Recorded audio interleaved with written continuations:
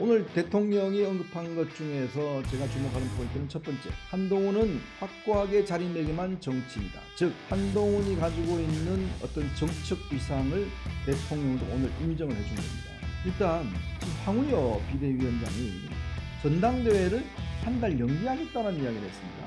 윤재옥 원내대표, 홍준표 대구시장 등등이 완전 발칵 뒤집혔습니다. 갑자기 왜 한 달 뒤로 미루니까 이 한동훈 위원장한테 시간 여유가 생기고, 그러다면 자칫하면 이거 뭐 한동훈 나오는 거 아니야? 라는 이제 부담이 있는 거죠.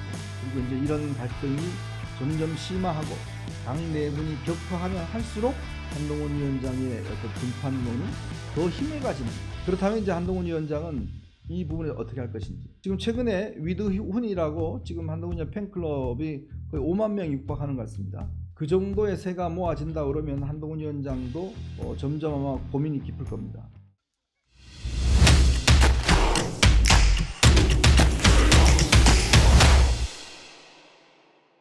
네, 이번에는요, 오늘 대통령 기자회견에서 한동훈 전 위원장 관련된 언급을 중심으로 해서 최근에 벌어지고 있는 이 여당 내부의 한동훈 견제론, 이게 왜 어떤 실체가 있는 것인지 이 문제를 조금 제가 분석해 드리도록 하겠습니다. 오늘 대통령 기자회견에서 한동훈 위원장 관련된 질문이 2개가 나왔습니다. 두 부분에 대해서 오늘 대답을 했는데요. 우선 한 기자가 이렇게 이야기를 했습니다. 옛날에 그 대선 때 당시에 이관섭 비서실장이 한동훈 위원장 만나서 사퇴를 요구한 바가 있습니다. 당시 왜 그런 것인가? 혹시 잘못 알려진 게 있다면 바로 잡아달라. 한 전 위원장과의 과거에 비해 소원해진 관계인 건가? 뭐 이런 질문을 했어요. 그때 윤 대통령이 이렇게 대답을 했습니다. 비서실장 원내대표 한 전 위원장이 점심을 먹는 자리에서 그런 얘기가 나온 것 같은데 오해가 있었던 것 같다. 바로 그 문제를 풀었다. 해소를 했고, 한동훈 위원장은 정치 입문 기간은 짧지만 주요 정당의 비대위원장 겸 총괄 선대위원장으로 총선을 또 지휘했기 때문에 이제 정치인으로서 확고하게 자리매김을 했다고 저는 생각합니다. 그래서 앞으로 정치인으로서의 길을 잘 걸어 나갈 것이라고 생각합니다. 한 전 위원장 정치 입문 기간이 짧지만 주요 정당의 비대위원장 겸 총괄 선대위원장으로 총선을 지휘했기 때문에 이제 정치인으로서 확고하게 자리매김을 했다고 생각한다. 앞으로 정치인으로서의 길을 잘 걸어 나갈 것이라고 생각한다. 이렇게 이야기했습니다. 여기서 참 저는 주목되는 대목은 정치인으로서 확고하게 자리매김했다. 바로 이 부분과 정치인으로서 길을 잘 걸어 나갈 것이다. 요 두 부분이 포인트인 것 같습니다. 근데 또 이 오늘 회견 말미에 기자가 또 한 번 더 질문을 했습니다. 한동훈과의 오찬 불발 이후에 따로 연락하신 것은 없는지 뭐 이런 것들을 물었어요. 그랬더니 윤 대통령이 아니 저와 뭐 20년이 넘도록 이렇게 교분을 맺어온 한동훈 위원장을 언제든지 만날 것이고요. 아마 선거 이후에 본인도 많이 좀 지치고 또 재충전이 필요한 것 같아서 부담을 안 주고 기다리는 것이 맞지 않나 이렇게 생각을 해서 있습니다만은 언제든지 뭐 식사도 하고 만나게 될 것이라고 말씀드리겠습니다. 오늘 대통령이 언급한 것 중에서 제가 주목하는 포인트는 첫 번째, 한동훈은 확고하게 자리매김한 정치인이다. 즉 한동훈이 가지고 있는 어떤 정책 위상을 대통령도 오늘 인정을 해준 겁니다. 그동안 사실은 한동훈 위원장의 책임론 이런 등등, 그다음에 이 갈등론 뭐 이런 게 있었지만 오늘로서 대통령은 한동훈을 이제 한 명의 정치인, 즉 그 중에서도 확고하게 자리매김한 정치인, 또 이 정치인의 아주 길을 걸어가는 정치인으로 인정을 했다는 거죠. 정치인 대 정치인으로 이제는 대하겠다. 즉 예전처럼 자기가 데리고 있던 어떤 뭐 부하라든지 뭐 이런 게 개념이 아니라 이제는 한 명의 정치인으로서의 어떤 객관적 실체를 인정하겠다는 그 한마디. 두 번째, 그리고 지난번 이 회동을 이관섭 실장 등이 통해서 제안을 했는데 그 건강 상태를 이유로 거절했지 않습니까? 그 부분 관련해서 언제든지 만나겠다. 20년 맺어온 교분이 있다. 뭐 필요할 때 기다리겠다. 이거는 뭐냐면, 그러니까 한동훈 위원장의 만남이 열려 있고 본인이 언제든지 원할 경우에 만날 용의가 있다. 이런 이야기로 요약이 됩니다. 이거는 좀 어떤 면에서 보면 한동훈 위원장을 긍정적으로 평가한 부분이라고 보여지는데, 이제는 한동훈 위원장이 본인의 어떤 부하 개념이 아니라 이제부터는 어떤 정치인으로 대하고 또 만날 수도 있다. 이런 이야기를 한 것 같습니다. 그만큼 대통령의 태도가 우리가 그동안 알려졌던 것과는 좀 다르게 긍정적으로 좀 자리매김했지 않나 이런 생각이 듭니다. 근데 지금 한동훈 위원장은 만날 생각이 있을까요? 뭐 제가 이렇게 취재를 해보니까 한동훈 위원장은 뭐 건강은 좀 상당 부분 회복을 했고 최근에는 이제 사람들을 좀 만나고 있다 이렇게 듣고 있습니다. 듣고서 여러 가지 이야기를 듣고 있는데 근데 문제는요. 한동훈 위원장이 본인은 좀 쉼을 갖고 좀 여유를 가지려고 하지만 지금 국민의힘 상황이 이게 간단치가 않은 것 같습니다. 여당의 상황이. 일단 지금 황우여 비대위원장이 일단 지금 이번 총선 패배의 원인을 보수의 정체성을 제대로 못했기 때문에 졌다. 586 심판론이나 2조 심판론이 잘못됐다. 이런 평가를 했어요. 이거는 결국 한동훈 위원장 책임론을 이야기를 한 건데 또 한편으로는 전당대회를 한 달 연기하겠다는 이야기를 했습니다. 그게 왜냐하면 6말 7초가 예정이 돼 있었는데 7말 8초로 간다는 이야기거든요. 즉 이렇게 되면 한동훈 위원장에는 좀 시간적인 여유가 있을 거 아니겠습니까? 또 한편으로 보면 또 한동훈 책임론을 이야기하는 것 같고 이분이요 황우여 지금 위원장이 어당팔이라고 그럽니다. 이게 뭐 얼쑤룩하지만 당수가 8단이다 라는데 이분이 옛날부터 이런 아주 교묘한 줄타기를 잘하는 분이에요.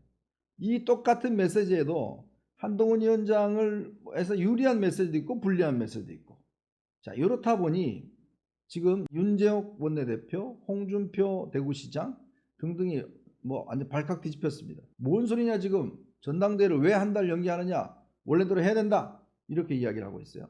자 그리고 또 이철규 의원도 마찬가지입니다. 이철규 의원이 지금 원내대표를 이제 출마를 안 했는데 나도 책임지고 안 했으니까 한동훈도 책임져야 된다 또 이렇게 이야기를 하고 있어요. 자 이런 국면을 보면 지금 한동훈 위원장 한 명을 둘러싸고 한동훈 위원장은 안 된다. 출마를 하면 안 된다. 라는 쪽이 있습니다. 이게 지금 이제 홍준표, 윤재옥, 그 다음에 이제 이철규, 요런 쪽이 있겠죠. 근데 또 반대편에 여기 뭐 아마 뭐 윤상현 의원이나 뭐 이런 사람도 그건 뭐 다기가 대표 출마할 거니까요. 이런 사람도 있고. 근데 반대편에 보면 지금 일단 수도권에 중심에 하는 원외위원장들 이번 선거에서 탈락한 분들이라든지 그 다음에 천목회라든지 뭐 이런 분들 보면 지금 한동훈 위원장 안 들어오면 이거 당 지금 살릴 수 없다 이렇게 이야기를 하고 있는 것 같아요. 뭔가 좀 분명하게 선이 그어진 것 같습니다. 그리고 최근에 윤석열 대통령이 함성덕 정치대학원 교수와 임혁배 고려대 명예교수 공천관리위원장을 했죠. 이 영수회담 물밑성사하면서 나왔던 대화록이 공개가 돼서 뭐 엄청난 파장을 일으키고 있습니다. 그 대화록에 보면 거의 윤 대통령이 뭐 저 이재명 대표에게 모든 걸 내어주는 것처럼 마치 대선에 지장이 있을 후보 내가 안 쓰겠다, 사람 안 쓰겠다 뭐 이런 이야기까지 약속을 하고 있는 것으로 굉장히 굴욕적인 이걸로 알려져 있죠. 이 부분 관련해서 이게 알려지다 보니까 지금 윤 대통령에 대한 보수 지지층의 어떤 이 뭐라고 해요 흔들리는 현상이 좀 심해졌습니다. 지난번 양정철 박영선 논란 이후에 더 이 부분 관련해서 아니 어쩌면 우리 대통령이 이럴 수가 있지? 어떻게 이재명한테 이렇게 저자세가 할 수 있지?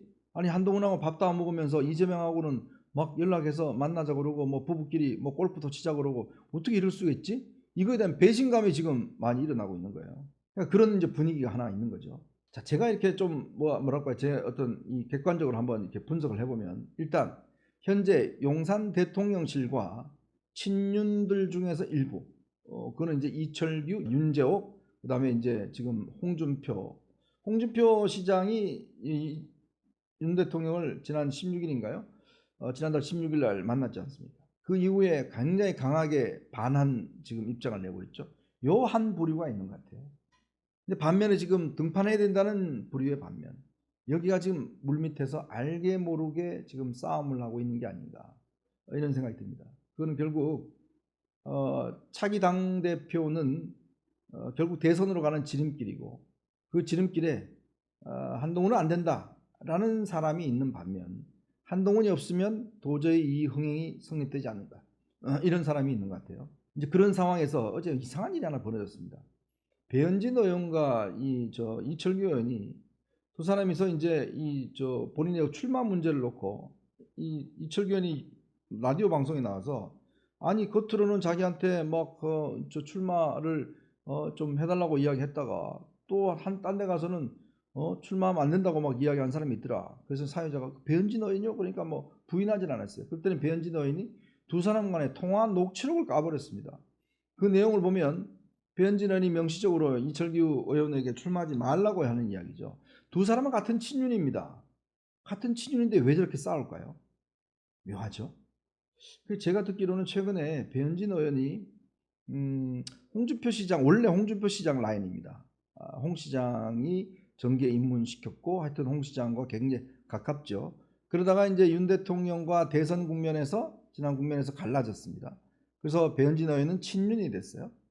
근데 최근에는 이분이 다시 홍준표 시장과 좀 다시 회복했다 관계를, 이런 이야기가 있습니다. 그리고 홍준표 시장이 비서실장을 누구를 추천했죠? 장제원 의원을 추천했어요. 장제원 의원과 홍준표 시장은 꽤 친합니다. 그리고 장제원 의원은 또 배현진 의원과 꽤 친합니다. 자, 이렇게 분석을 해보면 결국 홍준표 시장을 중심으로 장제원, 배현진, 그 다음에 이번에 송파갑에 당선된 박정훈 당선인, 요런 부류들이 지금 하나의 어떤 묶음으로 되어 있는 것 같아요. 이분들은 제가 추측하건대 아마 홍 시장을 차기 주자로 꽤 밀고 있는 게 아닌가, 그런 추측이 됩니다. 즉 홍 시장이 이제 원내 세력으로 자신의 과거 자신의 어떤 계보였던 친홍계였던 배현진 의원, 그 다음에 거기에 장제원, 그 다음에 이제 지금 박정훈, 여기가 한 묶음으로 되는 것 같고요. 그 다음에 이제 용산 대통령실과 이쪽은 또 이제 한동훈 위원장을 견제하는 거. 그러니까 이 두 쪽이 보면 묘하게 좀 연결되는 공통점은 있습니다. 뭐냐면 반한동훈이죠. 반한동훈 세력으로 엮어지는 것 같고, 반대편에서는 또 이제 친한 그룹이 있는 것 같고, 이런 그런 지금 경쟁 상대인 것 같습니다. 근데 조정훈 의원은 거기에 누구하고 가깝죠? 이철규 의원하고 가깝습니다. 원래 뭐 한동훈 위원장하고 굉장히 위원장일 때 가까운 척했는데 실제로 거기에 공천 주고 데려오고 하는 사람이 바로 이철규 의원이에요. 즉 조정훈 의원은 지금 이철규 의원과 함께 이쪽 반한 라인에 섰다라고 볼 수도 있겠죠. 그럼 제가 말씀드렸듯이 백서가 발간이 되면 이 백서가 마치 한동훈 책임론을 부각시키는 그런 현상들을 기술하면, 봐라, 당신 책임 있는데 나 원내대표 그만뒀는데 당신도 그만둬야지 왜 나와, 이렇게 지금 할 수 있는 분위기가 형성되어 있는 거고, 그런 관계 속에서 친홍 그룹과 친윤 그룹이 묘하게 어떤 분을 공조하는 그런 분위기가 있는 것 같습니다.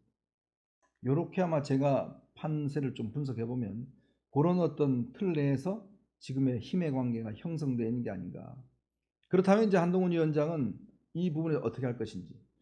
지금 최근에 위드훈이라고 지금 한동훈 위원장 팬클럽이 거의 5만 명 육박하는 것 같습니다. 그리고 꽤 이 회원들 가입 속도가 빠른 것 같아요. 아마 이게 조만간 10만 명을 돌파를 할 수 있을 것 같습니다. 이 속도라면, 빠른 시간 안에. 그 정도의 세가 모아진다 그러면 한동훈 위원장도 점점 아마 고민이 깊을 겁니다. 더군다나 지금 여권이 중심이 없어요. 뇌수가 없어버렸어요.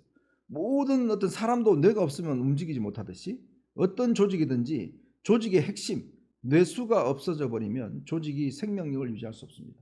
지금 여당이 대통령 지지율이 지금 뭐 지지부진하죠. 자, 의원들도 지금 지지부진하죠. 뭐 전부 다 눈치만 보고 있고 그냥 엎드려 있고. 그러면 여기에 활력이 안 생기면 내후년에 있을 지방선거 어떻게 치르겠습니까? 특히 이 지방선거는, 지난 지방선거는 국민의힘이 압승을 했습니다. 다 이해관계가 얽혀있는 사람들이에요. 그럼 이분들 입장에서는 당이 흥행을 해야 자기 선거가 될 거 아니겠습니까? 도지사도 되고 시장도 될 거 아니겠습니까? 그럼 이분들이 그냥 아무 색깔 없는 그냥 관리형 있는 당대표가 나오면 좋아하겠어요? 안 좋아하죠. 왜냐, 당이 붐업이 돼야 자기가 뭔가 득표에 유리할 거 아니겠습니까? 그럼 이분들이 그냥 예를 들어서 뭐 어떤 그냥 별로 그렇게 국민들에게 인기가 썩 높지 않는 당대표가 나온다? 그러면 제가 볼 때는 아닐 것 같거든요. 그래서 지금 한 달 연기 문제를 놓고 지금 윤재옥이 굉장히 아마 신경을 곤두세우고 있는 게, 한동훈 나오기 전에 그냥 후다닥 하려고 그랬는데 갑자기 이게 지금 어당팔이 갑자기 왜 한 달 뒤로 미루니까 이 한동훈 위원장한테 시간 여유가 생기고, 그러다면 자칫하면 이거 뭐 한동훈 나오는 거 아니야? 라는 이제 그 어떤 부담이 있는 거죠. 자, 그러다 보니 지금 이와 갈등이 지금 형성돼 있다. 그리고 이제 이런 갈등이 점점 심화하고 당 내분이 격화하면 할수록 한동훈 위원장의 어떤 등판론은 더 힘을 가지는 참 이상한 현상이죠. 당이 혼란스러울수록 더 뭐라고 할까요? 우리 옛날에 메시아를 바라는 그런 기분이랄까요?